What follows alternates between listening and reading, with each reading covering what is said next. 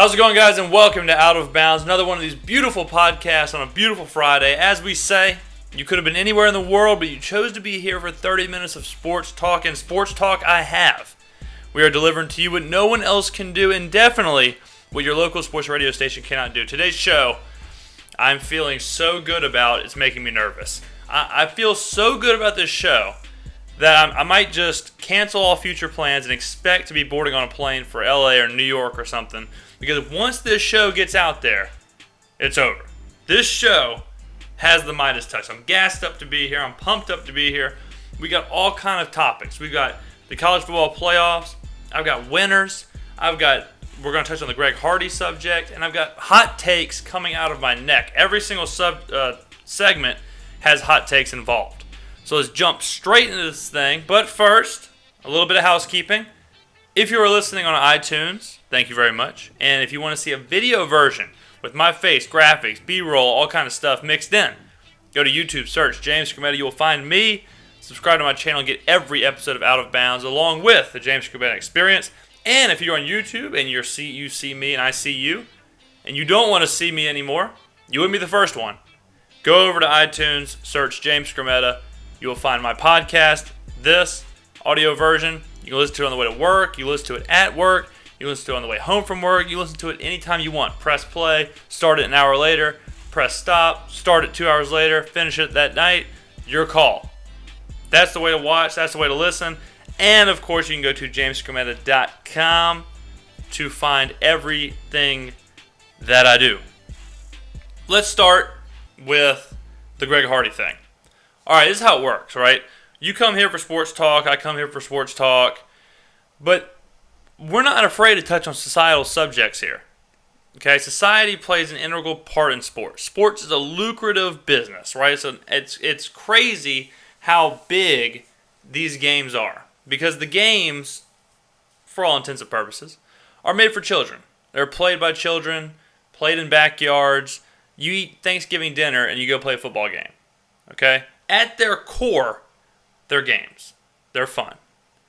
Yet, these athletes and these superstars, call it for what they are, get paid millions and millions of dollars just to play.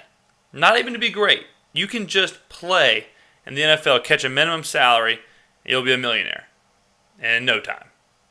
Michael Jordan, arguably one of the most known, recognized, powerful human beings on the planet, played a game really well. You know, sports transcends everything. It transcends politics. It transcends language. It transcends gender.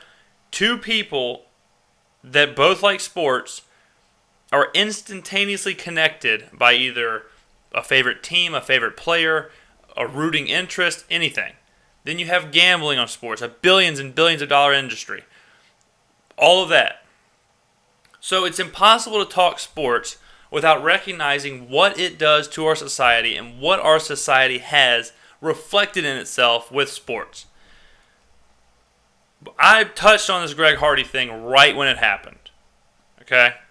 Right when it happened, it was one of our first shows, and I said he should be suspended for a year or whatever. There should be a set rule. He should not be allowed to play on 2-game suspension, 4-game suspension, whatever it was. He needs to be suspended.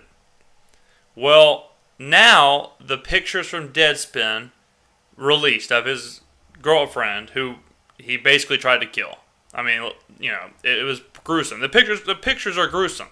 She is badly bruised and they're extremely damning. And now people are coming out and they're saying, well, he shouldn't be allowed to play in the league. You know, we don't need people like that in the league, or we don't need these bad guys. He's a bad guy, and people are hating the Dallas Cowboys. They're hating Jerry Jones. They're hating everything that touches Greg Hardy. And I don't blame them, right? I don't blame them. Same with Ray Rice. People are hating Ray Rice. They can't stand to look at his face. People still hate Michael Vick, still boycott Michael Vick when he goes to new teams. And Greg Hardy says a lot of stupid stuff. He's a bad person. Openly is a bad human. Like, not a good guy. That is documented. Stuff he says on Twitter. Stuff he says in the media. Not a good guy. He's a sexist. He's obviously a violent person. He has no self-awareness at all. Not a good person. But what I'm going to say is this. And another reason I brought this up is because Jose Reyes, the shortstop for the Colorado Rockies, was arrested on charges of domestic violence in Hawaii with his wife, I believe. I think it's his wife, not his girlfriend. And people were like, well, I can't wait to see how the MLB handles this. You know, are they gonna suspend him for the whole year? Are they gonna cut him? Are the Rockies gonna cut him? Is he ever gonna play again? What's gonna happen? And they're waiting to see how baseball's commissioner Rob Manfred handles it, as opposed to Roger Goodell. And look, let's this is where I'm coming from.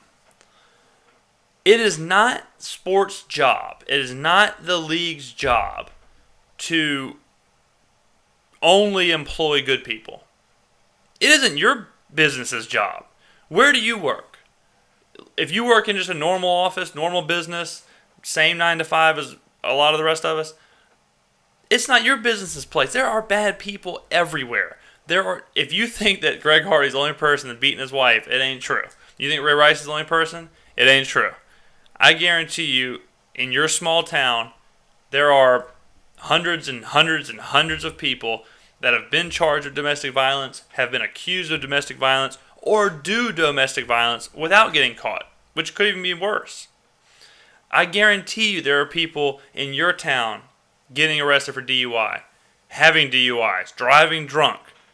Okay? It's not just, life is not just good and bad, and they stay on the opposite sides of the tracks. One goes to jail, one goes to a job. That ain't how it works. There are bad people everywhere. It isn't your office's job, it isn't the league's job to mandate who can play in the league based on if they're a good person or a bad person. What I've been saying from Jump Street, and what I still believe, is that it's the league's job to have a policy of, you got busted for domestic violence. You were charged with domestic violence. Okay? It's our policy that if you get that crime, the first time, you're suspended for 10 games. I'm just throwing numbers out there. 10 games. The second time, you're suspended for an entire season. The third time, you're out of the league. Same with steroids. Just like the MLB. First time, 50 games. Second time, season. Third time, ban. Okay. That's their responsibility, is to have a policy set. It isn't to say, well, I think your character's a little lacking, so we're not going to let you play in the league, so sorry, see you later. That's not it. If you took away all the bad people out of the league, there wouldn't be a league. It's just the makeup. I'm not saying every person in the league is bad, but there are bad people in everything. If you said, hey, everybody has to pass this certain good guy, bad guy test, your local Walmart wouldn't be open. Your local McDonald's wouldn't be open. Random places wouldn't be open. Go look at a jail docket. Look at your Facebook. How many of your friends have been hit with charges? How many of your friends have been arrested? It's more than you think. I promise you that. Greg Hardy should not be playing right now in the league. He should have been suspended for more than 4 games. But the NFL didn't have a policy, and they handled it wrong. Just like the Ray Rice thing. You know, Ray Rice was popped with a 2-game suspension. Video came out. He got hit with a season ban and then cut by the Ravens. Okay, well, just like I said with the Ray Rice thing we've touched on here, what did y'all think happened before the video came out? Did y'all think it was like something else? Why did the video push you to a different mindset? The Greg Hardy picture shouldn't push you to a different mindset. Like I said before, if you saw a video of the Greg Hardy thing, he wouldn't be on the Cowboys. Okay, which is sad because seeing it should not matter. Like, we know what happened. He was charged in a court of law. He was in the American justice system. He was charged guilty of domestic violence. He did it. We can say that. He did it. And it's a joke that he's playing. But it's not a joke that Jerry Jones signed him. Why wouldn't you sign him? Who wouldn't sign that person? In what world would a person with that talent, and you have to believe that Greg Hardy at his position is one of the best 15 people in the world at what he does. What company is not going to give that person a second chance? Of course they are. And it's not against Jerry Jones to do that. That isn't the issue. The issue is not that Greg Hardy was signed again. The issue is not that Ray Rice could potentially get signed again. The issue is that the NFL does not have anything in place to regulate what's going on. They have it with drugs. With weed, they have it. First time, 4 games. Next time, 10 games. Next time, season. They have it. That's what's happening to Justin Blackmon and Josh Gordon and all these other people. They can't play because they've hit the banned substance policy. They have those policies. They don't have those policies for things like DUI, things like domestic violence. Dante Stallworth's a good example. Dante Stallworth, if you don't know who that is, he used to play for the Saints, he used to play for the Patriots, all these people. He killed a man in a vehicle. He was driving drunk, hit a pedestrian, and killed him. And he didn't go to prison. He got, I haven't looked this up.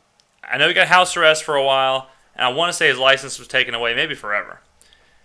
And that was about it. He didn't go to prison or anything like that. Go look at what Dante Stallworth's doing now. Right now, Google Dante Stallworth. You know what's going to pop up?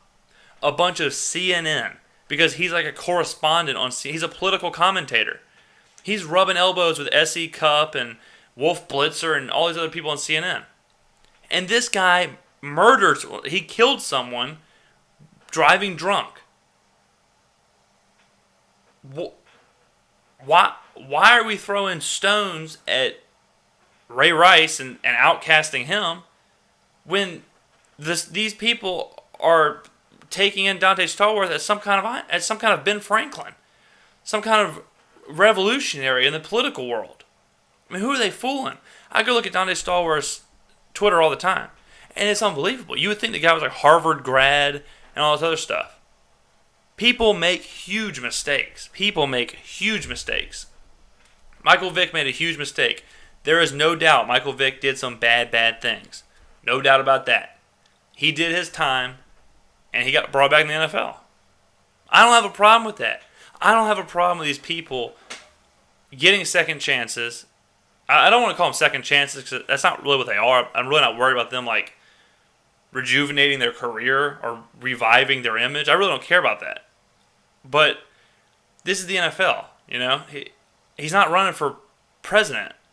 He committed the crime.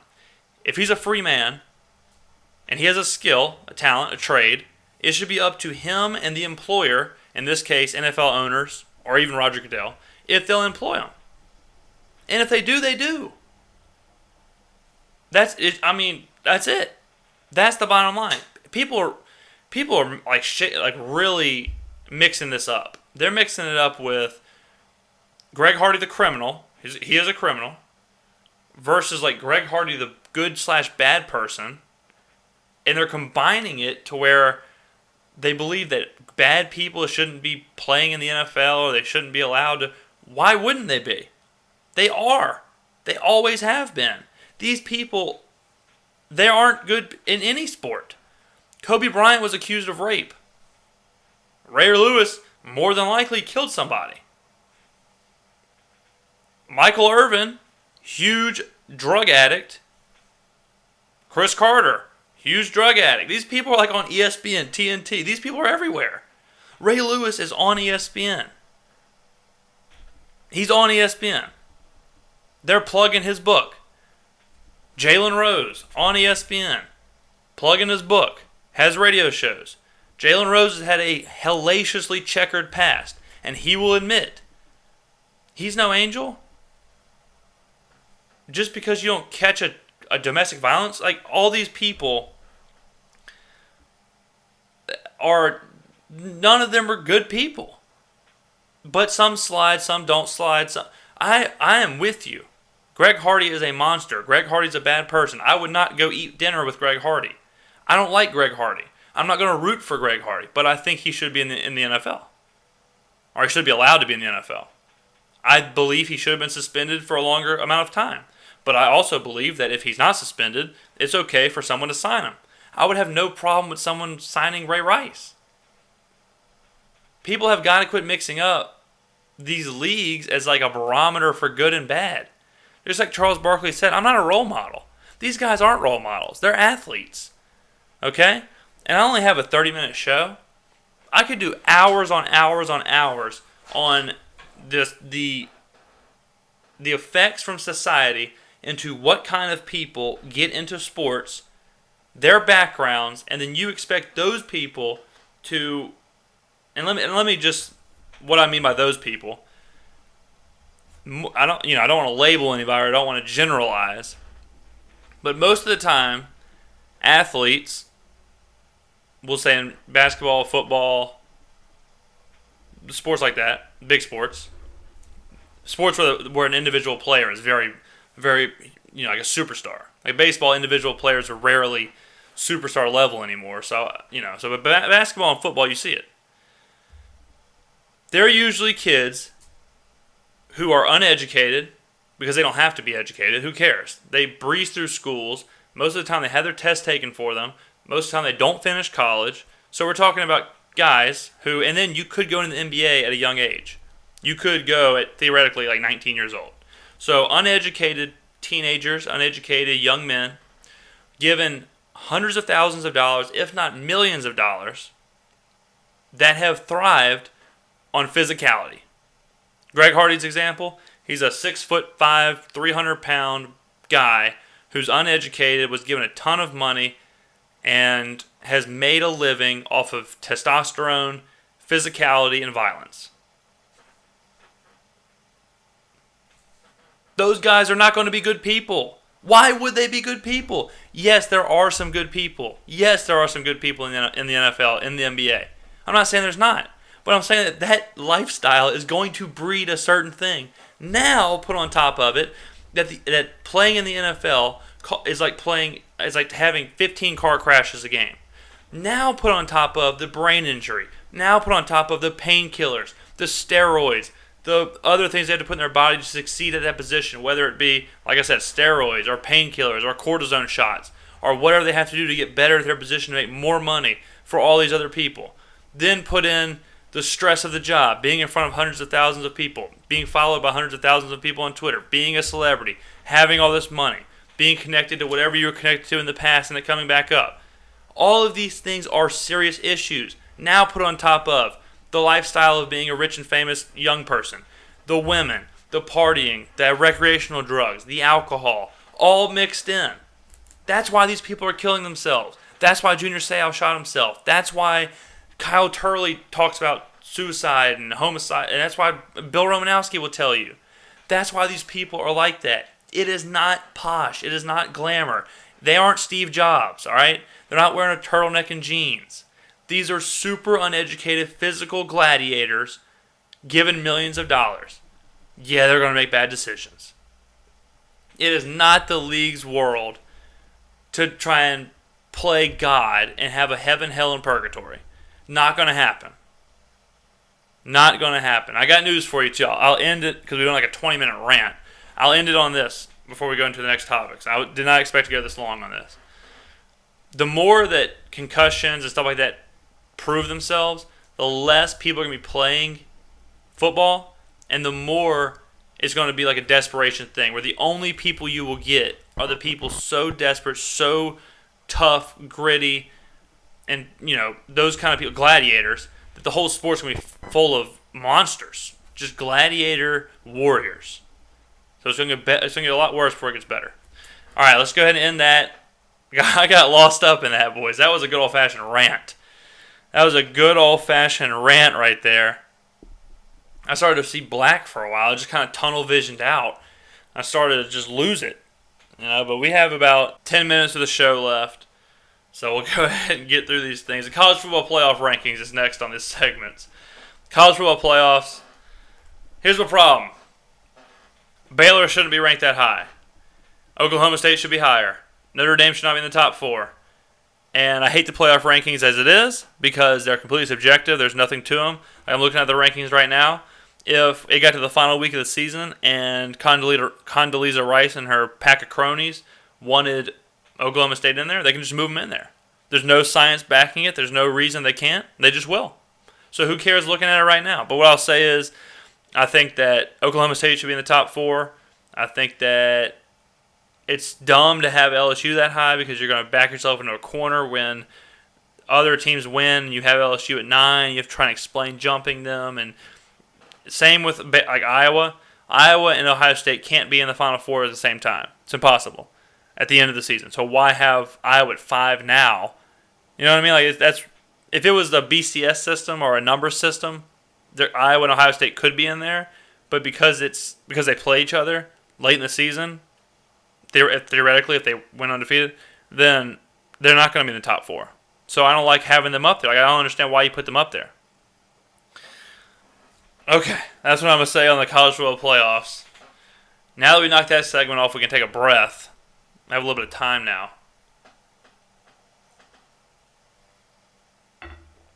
But I do think that Clemson, Alabama, Ohio State should be the 3.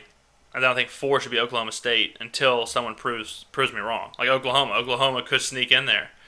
Oklahoma could easily sneak. If they beat Baylor and then beat Oklahoma State, I mean, hell yeah, that's a playoff team. That's a one-loss playoff team. And Iowa's screwed again.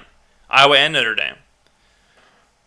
If Oklahoma has one loss to Texas, which is crazy because they're so bad, but if they have one loss and they beat Baylor, TCU, Oklahoma State, hell yeah, Oklahoma should be in the playoffs without a doubt. It's not even close. That's what I think. I mean, that's just me, though. Yeah. Oh, yeah.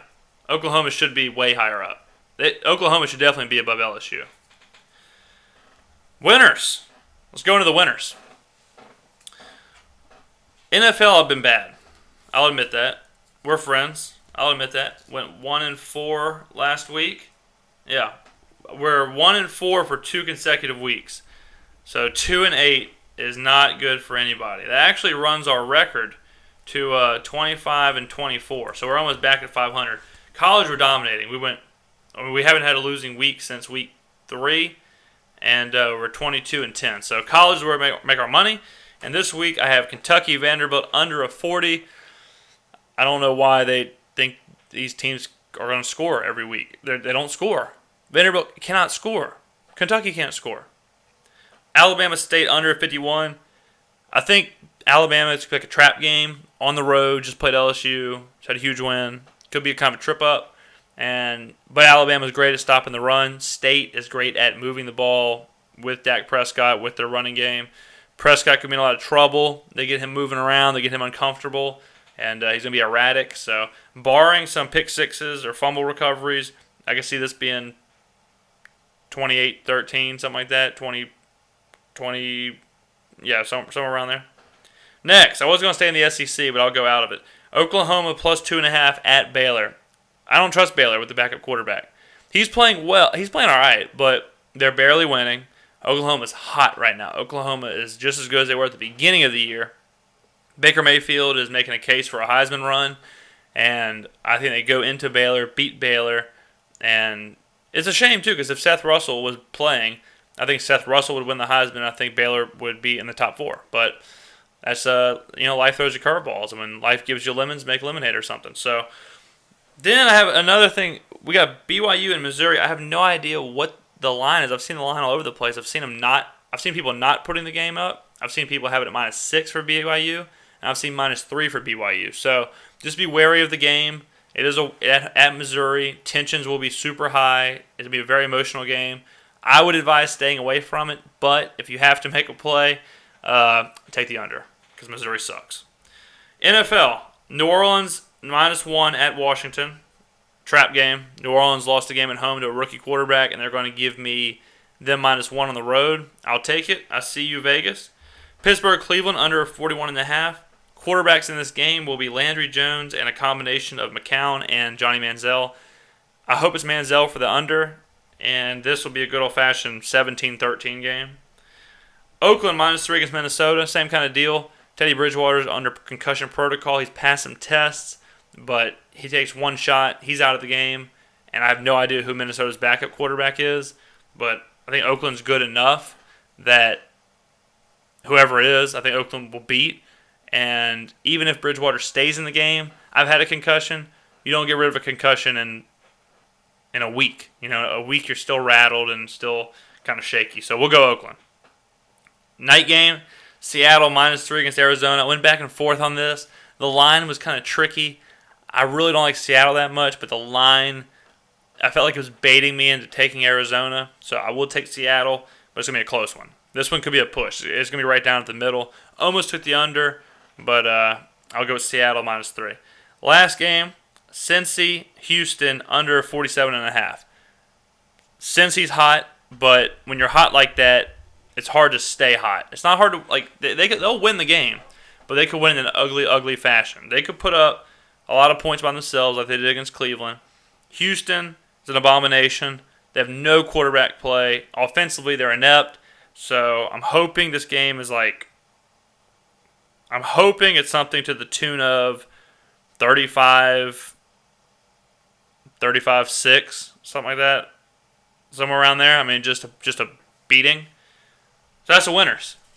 Man, we're timing this perfectly all of a sudden. I have my hot take at the end with about 5 minutes to go. Hell yeah. See, I wish the show was longer.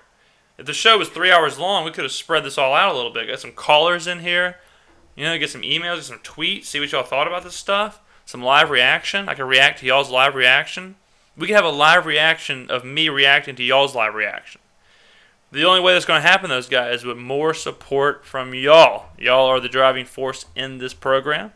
The more people y'all tell about this, the more times y'all share this, the more times y'all rate this, review this, better chance of the big wigs giving me the golden microphone.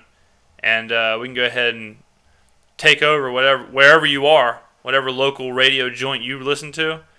Just imagine the big dog in there for 3 hours a day. It'd be a whole different ballgame, son. Final take. I thought about this watching the ESPN's NFL mid-season award show. They were giving out the mid-season MVP. They were talking about Aaron Rodgers would be in there, would be higher up if he wasn't playing so bad. And Tom Brady ended up winning it. And it got me thinking, remember when people were saying that Aaron Rodgers was like Michael Jordan in his prime? And then I thought, why does no one say Tom Brady's Michael Jordan? Then I thought, not only should they say it, but Tom Brady is the Michael Jordan of the NFL. Already in his career. He's already that guy. And I'm not saying he's as good as Michael Jordan. I'm not saying that because you can't compare the two because they play different sports. That's not the argument. I'm not saying that he's better than Jordan was at his prime. A totally different thing. I'm saying that he's the equivalent he's the NFL's Michael Jordan. Like, Michael Jordan is considered greatest basketball player of all time, greatest winner, greatest champion. His teams never lost. His teams were always great. That's Tom Brady. Tom Brady is that for the NFL. Who else would it be for the NFL? Like Terry Bradshaw. Like, who else is the big winner, the big champion, the GOAT, pretty much the greatest of all time? Tom Brady's the greatest of all time already. And here's some numbers. Michael Jordan played 15 years.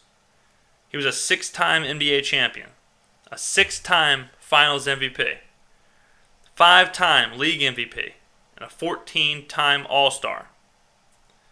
Tom Brady is a 4-time Super Bowl champion. He's been to 6. He's still playing. He easily could win another one this year, make it 5 out of 7.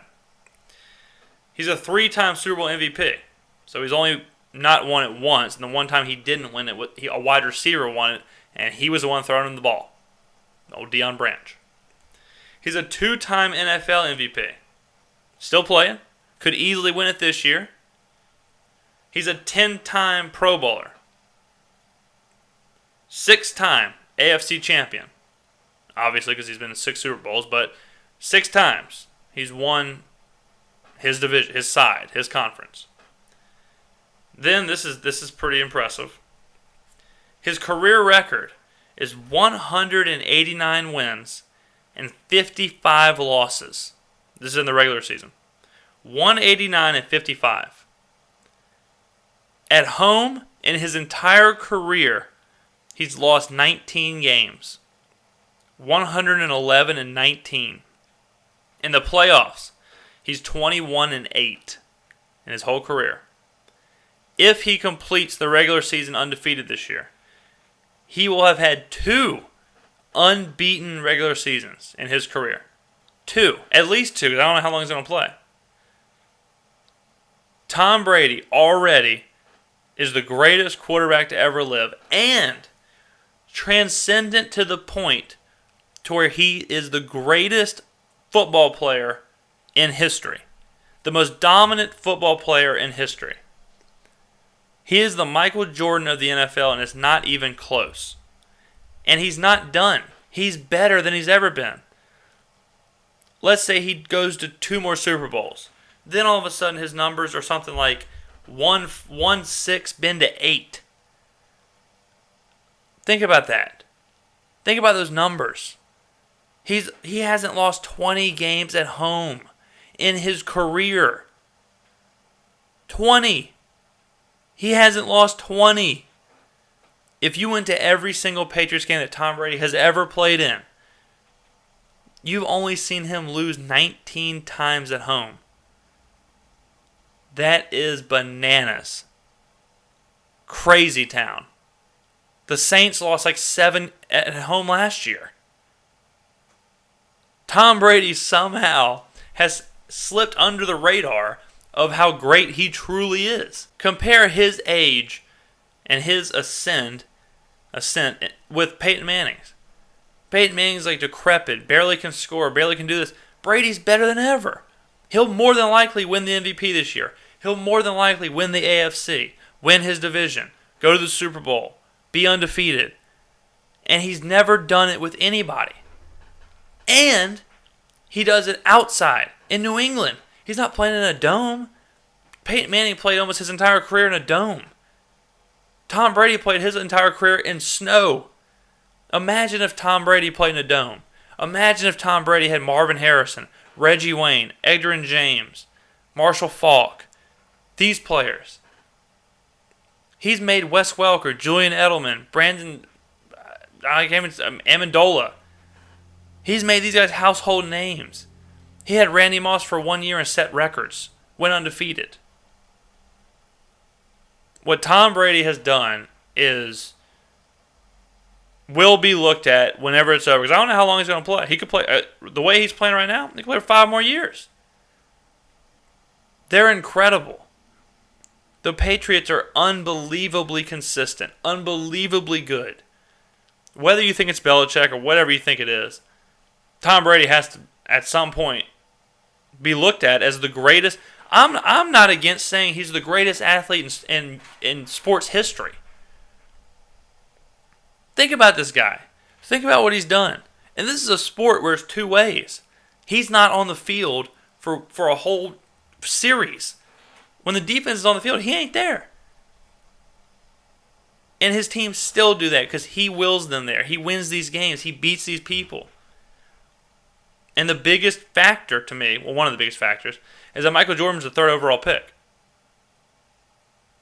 Tom Brady was picked he was barely drafted. He barely played in college. Michael Jordan won a national championship in college. Everyone knew who he was. No one knew who Tom Brady was. You ever seen his combine tape? He looks terrible. He looks like a science teacher. Then what'd he do? He would have never played if Drew Bledsoe wouldn't have hurt his ankle.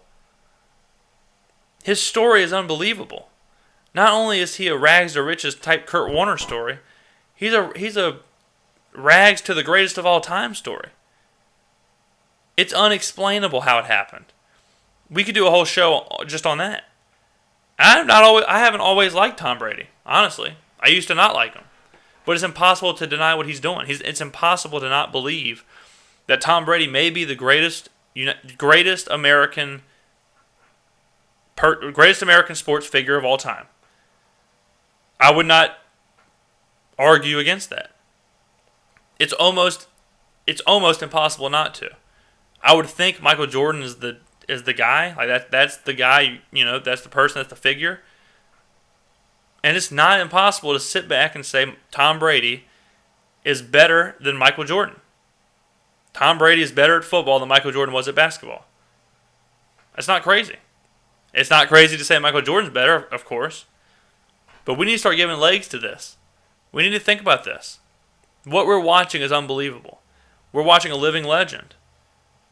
We're watching the best to ever do it still do it at an incredibly high level.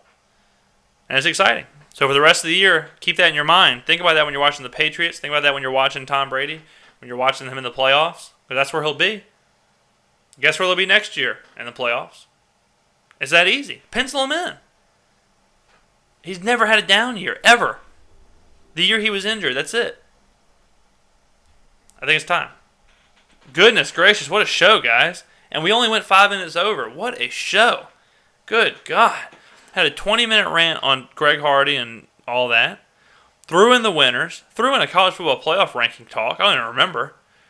And then we called Tom Brady the greatest athlete to ever live. Jesus. Unbelievable.